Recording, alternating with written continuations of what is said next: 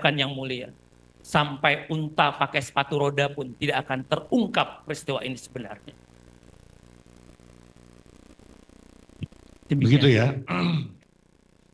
Ya, begini ahli, di dalam perkara ini, katakanlah inkasu, di kasus ini, saya yakin ahli sudah meneliti dan melihat dari awal sampai akhir. Kenapa saya bisa berkesimpulan begitu? Karena saya mendengar, melihat podcast ahli di beberapa tempat. Saya ingin pendapat ahli tentang kasus ini, inkasu. Mohon izin yang mulia. Selain memang secara ada tanggung jawab kami sebagai seorang ilmuwan, tidak hanya pada ruang-ruang media yang hari ini kita manfaatkan. Pada beberapa saat yang lalu, kami dosen hukum pidana mengadakan kajian bedah kasus di Surabaya. Semua dosen-dosen hukum pidana dan praktisi hukum. Ada mix juga, ada beberapa mahasiswa yang ada di sana. Dalam kesempatan ini yang mulia, jantung daripada peristiwa ini adalah BAP yang mulia. Izinkan saya jika memang nanti sejak awal BAP ini konsisten yang mulia.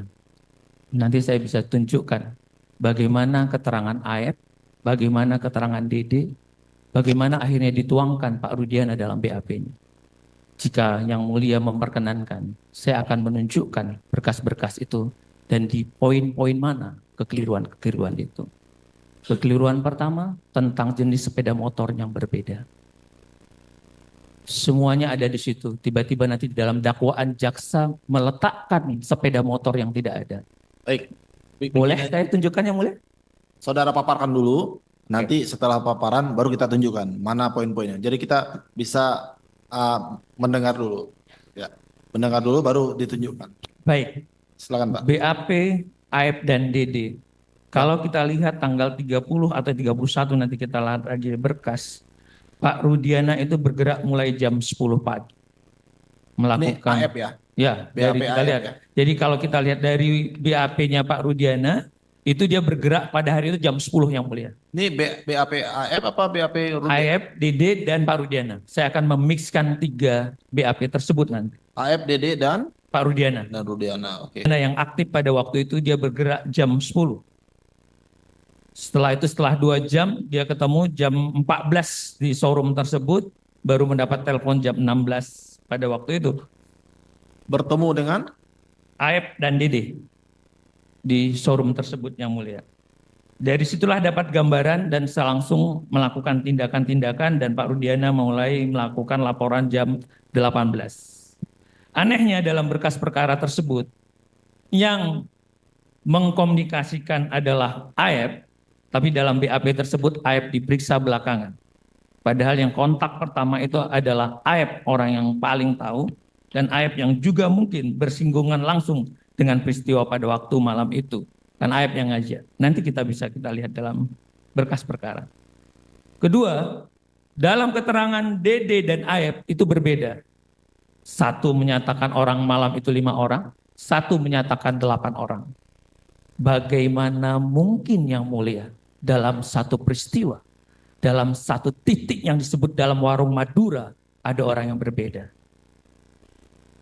Dalam keterangan yang 5 dan 8, tiba-tiba didesain kembali oleh Pak Rudiana menjadi 11 orang. How come? Sedangkan dia tidak melihat kejadian tersebut. Pintu-pintu inilah yang sebenarnya teman-teman kejaksaan yang harus perhatikan.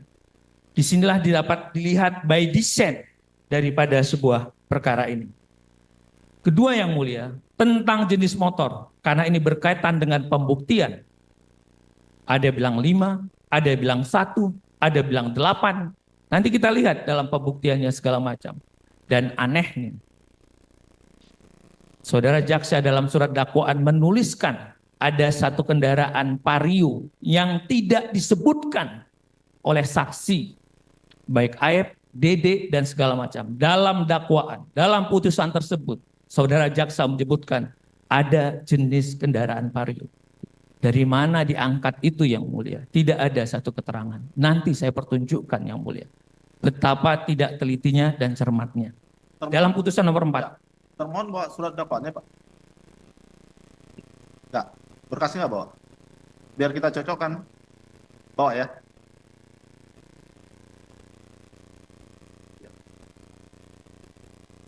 Ambil berkas. Nomor 3. Biar diberkas kami. Ya, silakan Pak. Dilanjut. Baik, saya di poin itu dulu yang mulia saya akan tunjukkan. Sepeda. Apa? Ya. Biar enak sama-sama kita lihat.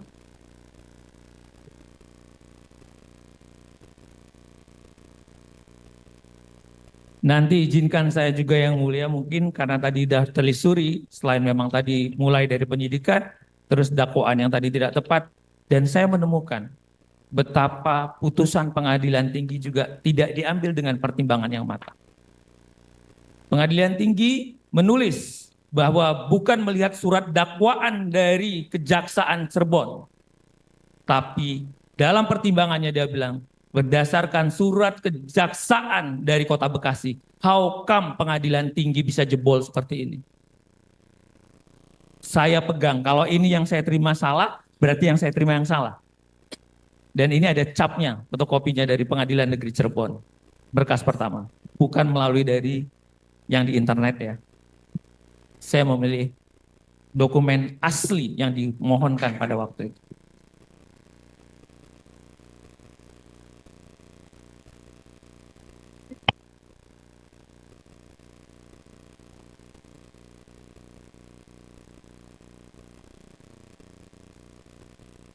Jadi,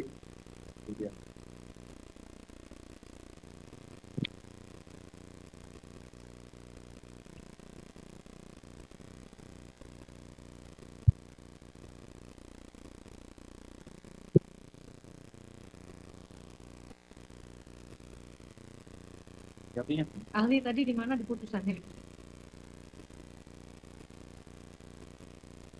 ayo Pak kita lihat Pak. Di putusannya.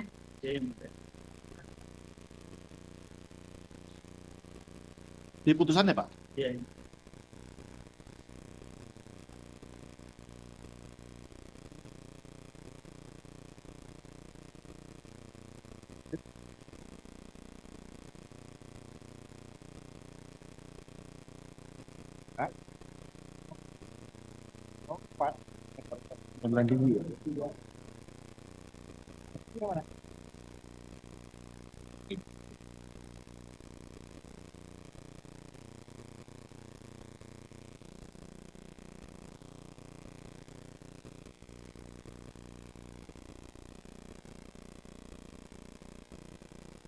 Halaman 4, putusan nomor ya. Putusan 193, titik. Tadi yang didakwakan dulu ya. Yang didakwakan Bapak Yang ada Vario. ahli menerangkan tadi ada Honda Vario. Di mana? Di mana Pak?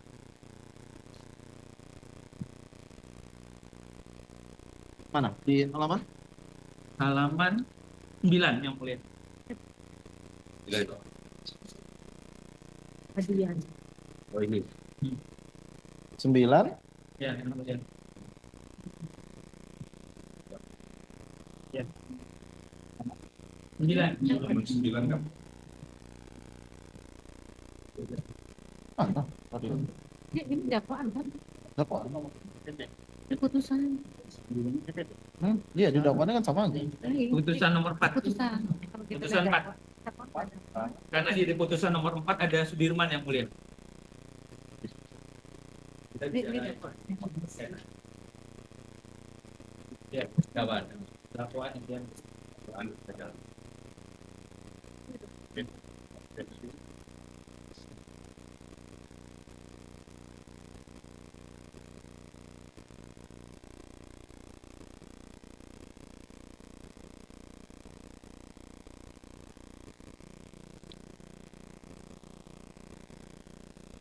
Oke, mana lagi?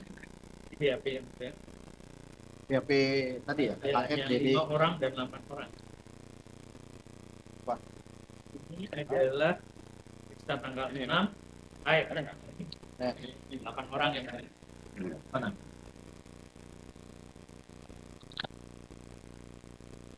Ini. Ya.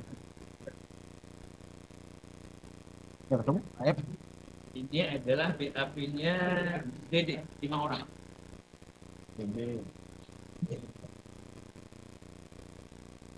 Ini di berkas mana, Pak? Sudah BAP. BAP. Itu dapat dari Jadi 5, ini berapa? kan ini. Tuh, yang sepeda motor? Hah? Yang jenis sepeda motor tadi udah ya? Ya, Berapa ada? nanti terus jumlah-jumlahnya bisa dilihat dari bukti Pak, yang disita. Bukti yang diperlihatkan itu beda-beda ya Mulia. Saya ada catatan di dalam putusan ini. Saya menandai. Ini 123 tidak ada vario. Nyatakan barang bukti berupa. Nanti kita lihat di belakang ini.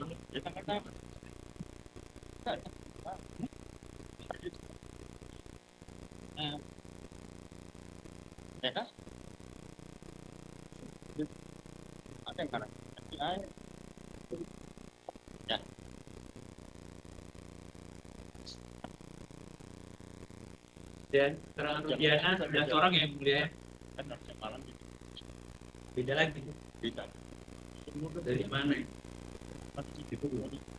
Ya benar Rudiana. Ini yang mulia. Rudiana bilang tiba-tiba 11. 5, 8, 11. Mana? Ini. Ini yang mulia. Berarti tadi 85. Ya, padahal dia nggak melihat. 11. Ya, semuanya tidak melihat, tapi bisa ngarang-ngarang orang. Rudiana. Ya, Rudian. Padahal dia dapatnya dari AF dan Rudiana.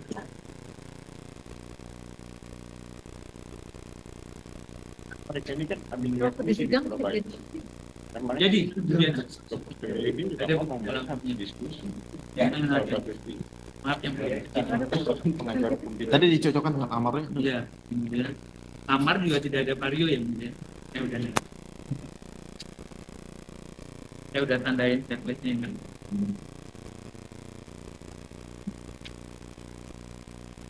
Berarti yang tadi ada varionya. Ada vario yang Di amar nggak ada vario. tidak ada. Berarti Nah, itu mungkin dia tidak melihat bagaimana cara itu. oke.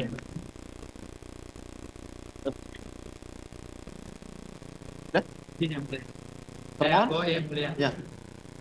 Cukup ya termohonnya. Nanti ada kesempatan untuk bertanya.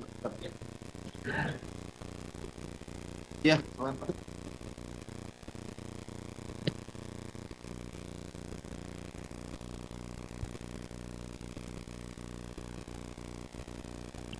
Masih ada? Silakan dilanjut, tadi belum selesai. Oh, belum selesai. Silakan, Pak. Lanjutkan, Pak.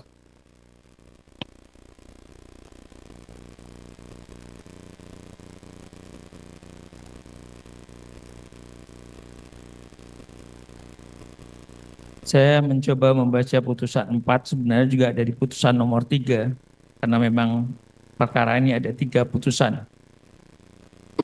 Karena Sudirman dalam hal ini pemohonan PK, maka saya akan mencoba membaca dalam putusan nomor 4.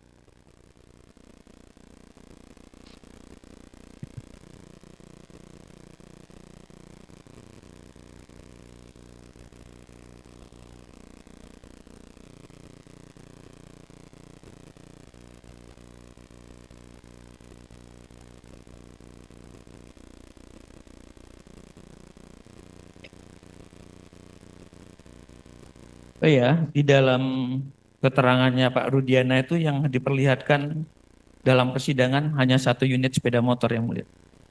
Jadi bukan 5 atau 4 atau dari jenis. Keterangan Pak Rudiana hanya diperlihatkan. Apakah saksi mengenali barang bukti yang diajukan persidangan karena kepunyaan ini itu hanya menerangkan satu kendaraan sepeda motor. Ya makanya dicoba dikonfirm di berita acara penyitaan. Saya juga mengaitkan dengan keterangan seorang kepolisian, mungkin kalau saya salah tolong nanti diralat, Pak Dodi Irwanto. Di dalam keterangannya di persidangan juga sama, ada menyebutkan, sayangnya sekali ada saintifik yang tidak dilanjutkan, mengecek CCTV tapi belum dibuka.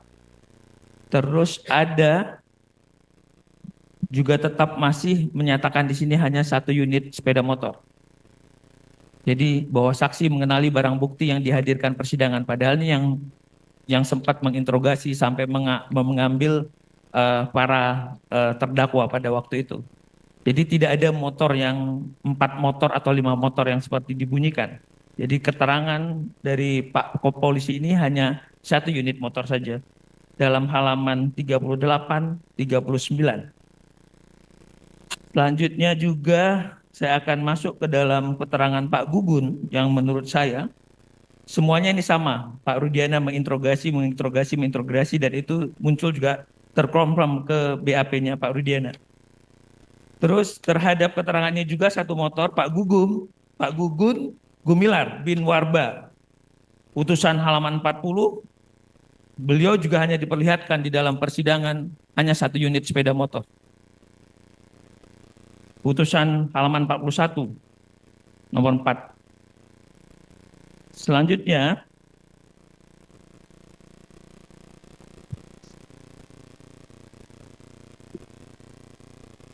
lebih miris lagi adalah yang tidak diuji.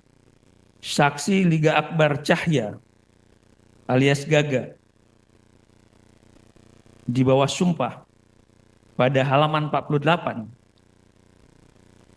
ada kata menyebutkan di sini bahwa ketika saksi berada di kamar jenazah yang bernama Lutfia Habib, Dinata mendapatkan pesan BBM dari saksi Rivaldi alias Ucil yang membacakan, silakan, kurang etis menurut saya untuk saya bacakan dan diperlihatkan pada teman-teman saksi yang lain. Sayangnya BBM tersebut tidak pernah ada bukti wujudnya. Lagi-lagi ini gantung, scientific evidence tidak dimunculkan. Orang hanya dikasih 1 seolah-olah ada BBM, tapi BBM itu tidak ada wujudnya. Jadi bukan hanya SMS. Kita bisa baca di halaman 47 daripada putusan tersebut. Selanjutnya, bayangkan saksi daripada yang tadi saya sebutkan, Liga Akbar ya mungkin. Ya, Liga Akbar. Dalam putusannya dia mengaku baru kenal 1 bulan, tapi udah biasa ke rumah Rizky pada waktu itu, baru kenal 1 bulan. Jadi bahwa saksi kenal dengan Muhammad Rizky Rudiana sejak bulan April dan dikenalnya sejak bulan Juli 2016. Kejadian adalah Agustus. Jadi ini katanya dia ngaku tapi dia takut orang kalau udah dekat biasa di rumah, seharusnya kalau ada terjadi suatu ya dia akan protek. Tapi tiba-tiba ini muncul. Sayangnya tadi BBM itu tidak ada dan tidak relevan dalam pembuktian secara saintifik. Padahal polisi banyak menemukan celah-celah pembuktian yang cukup sederhana bisa dilakukan. Tapi ini diabaikan. Selanjutnya saya membaca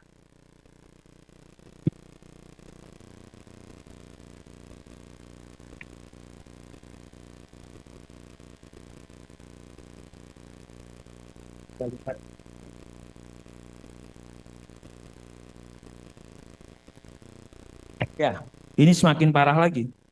106 halaman 106. Penyerangan yang direncanakan sejak tanggal 17 Agustus 2016 dengan cara Dani, yang disebut adalah subjek hukumnya Dani, menyebarkan SMS. How come orang yang fiktif? Siapa yang mengirim itu? Hantu, setan, tidak berwujud, sedangkan manusia itu harus berwujud. Apalagi kalau bisa megang SMS. Dan ini ditelan mentah-mentah sama jaksa, tidak ada saintifik. Ini yang kita bilang tadi lompat. Seharusnya ditanya dong, ini siapa? Ini tidak ada. Menyebarkan SMS kepada Sudirman. Dan tidak memperlihatkan isi SMS tersebut sampai sekarang. Selanjutnya halaman 107. Polisi menyatakan ini adalah kecelakaan. Sayang mendiknya tidak ada. Jadi polisi sejak awal bilang ini kecelakaan. Termasuk dokter dalam visum menyatakan ini kecelakaan pada waktu itu ya. Tapi saya tidak mengambil itu. Jadi ada keterangan polisi, dikuatkan juga sama dokter yang pertama malam itu juga, di dalam visumnya sudah disebutkan. Tapi saya tidak mengambil ke sana yang mulia ya, saya tidak tahu. Tapi yang jelas ada bahasa yang begitu. Tapi lagi-lagi mindiknya, administrasi penyidikan antara ditariknya dari Polres Cirebon ke kota itu juga tidak ada. Ini menunjukkan unprofesional di tingkat penyidikan, lompat. Dan jaksa juga lalai untuk ini. Selanjutnya, ada kata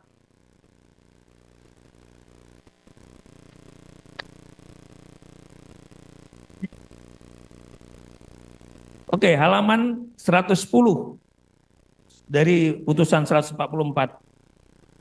Ada kata merekayasa cerita atau kejadian. Tapi lagi-lagi, ini siapa yang merekayasa, siapa yang segala macam. Kalimat ini dimunculkan. Terdakwa 3 teguh agar saya mengaku bahwa pada hari ini yang disuruh merekayasa cerita dan kejadian. Lagi-lagi ini dalam persidangan fakta bunyi. Tapi lagi-lagi mungkin majelis hakim tidak menjadi hiu di antara fungsi diferensial antara penasihat hukum dan jaksa pada waktu itu. Majelis hakim sepanjang dalam putusan ini ada kata Andi dan Dani dan siapapun DPO-nya karena subjek hukumnya tidak ada. Karena orangnya tidak ada. Maka penyidikan, dakwaan, putusan yang orangnya tidak ada, maka semestinya ini haruslah batal demi hukum karena penyidikannya tidak sah. Dan ini harus menjadi koreksi kita untuk penegakan hukum yang lebih berkualitas ke depan.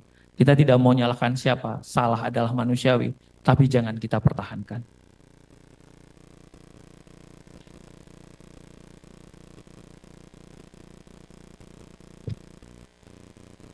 Yang mulia, mungkin terakhir saya hanya protes pada Pengadilan Tinggi Bandung pada waktu yang tadi yang mulia. Bagaimana kecerobohan perkara di Cirebon tapi mencantumkan dakwaan di Kejaksaan Bekasi. Saya mengaitkan pada putusan di akhir daripada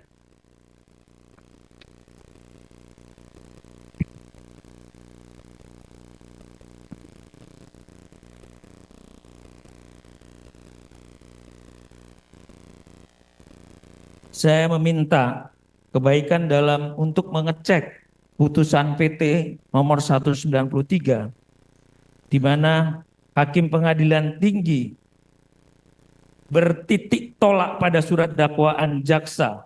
Jaksanya di Jaksa Kota Bekasi. Berarti kompetensinya, jurisdiksinya sudah keliru.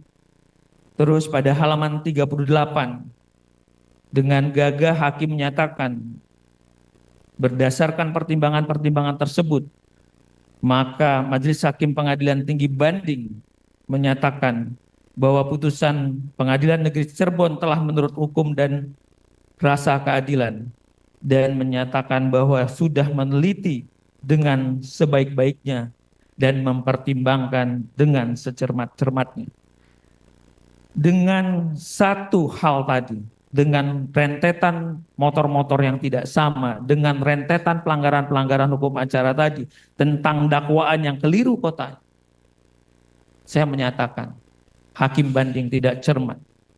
Hakim banding hanya copy-paste atas putusan ini. Bahwa hakim abai, seharusnya mereka melaksanakan kewajibannya secara baik. Yang mulia, selebihnya mungkin nanti akan saya lebih gali lagi. Terima kasih yang mulia. Ya, saya kira saya mau nanyakan juga